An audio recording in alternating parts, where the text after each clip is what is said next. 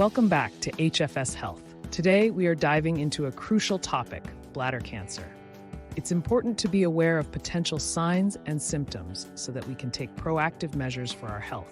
Bladder cancer ranks as the 11th most common cancer in the UK, affecting over 10,000 individuals each year. So let's explore what bladder cancer is, its signs and symptoms, when to see a doctor, and the risk factors associated with it. First, let's understand the bladder itself. Situated in the lower part of your tummy, or pelvis, the bladder is a hollow organ responsible for collecting and storing urine. Think of it as a balloon or stretchy bag made up of muscle tissue. As the bladder fills with urine, it stretches to accommodate the volume, storing it until you feel the urge to empty your bladder. Now, just like any organ, the bladder can be susceptible to cancer. Bladder cancer occurs when abnormal cells in the bladder lining start to grow and divide uncontrollably.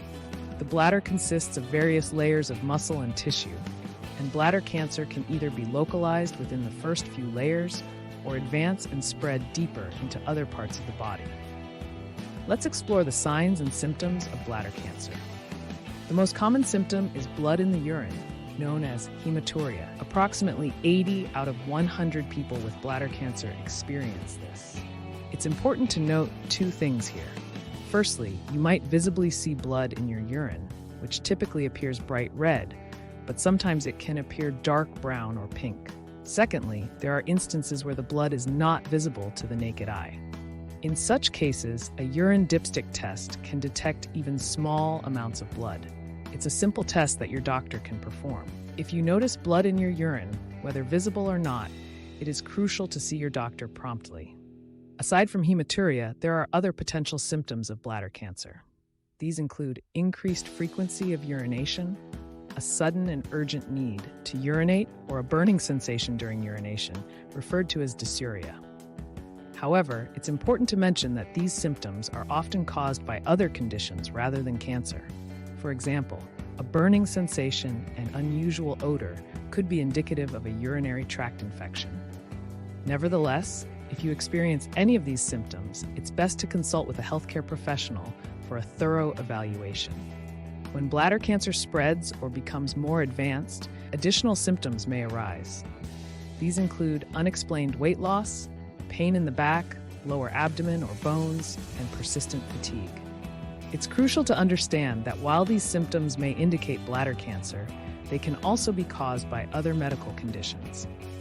Many people with such symptoms do not have bladder cancer.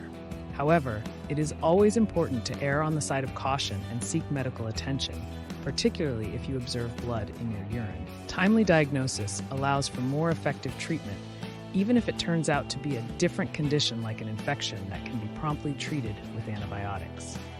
Now let's discuss who is typically at risk of bladder cancer and explore some potential causes. Bladder cancer is more commonly diagnosed in older adults, with most cases occurring in individuals aged 60 or older. Additionally, men have a higher risk than women. However, it's important to note that the gap is narrowing as lifestyle factors evolve. So, what are some potential risk factors for developing bladder cancer? Research suggests that exposure to harmful substances over many years is a major contributor. Tobacco smoke is a prominent cause, accounting for more than 1 in 3 cases of bladder cancer.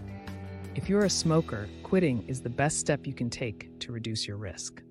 Furthermore, certain chemicals previously used in manufacturing are known to be linked to bladder cancer. However, they have been banned in the UK. It's worth noting that even if you haven't been exposed to these substances, it's essential to maintain a healthy lifestyle and limit exposure to any potential carcinogens. Remember, I've provided additional valuable resources in the video description.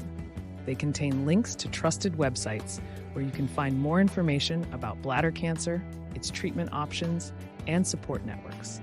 If you found this video helpful, please consider sharing it with a family member or friend who may benefit. Thank you for tuning in to HFS Health.